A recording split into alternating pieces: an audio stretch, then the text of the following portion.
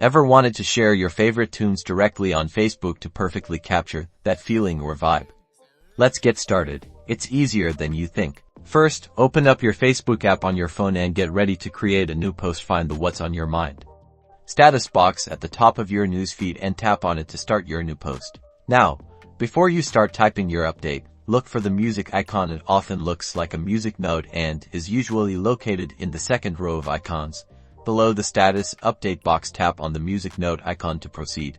This opens the music selection screen. Here, you can see trending songs, featured playlists, or a search bar at the top where you can directly search for a song or artist. Type the name of the song or artist you want and tap search. The app displays search results. Browse the results to find the exact song you are looking for. Once you find the perfect song, tap on the symbol next to the song title to add it to your post. The song will now appear on your post, and a preview of the music that you have selected will be automatically added above the status update text box. Now, write your status update describing your thoughts or the mood accompanying the song.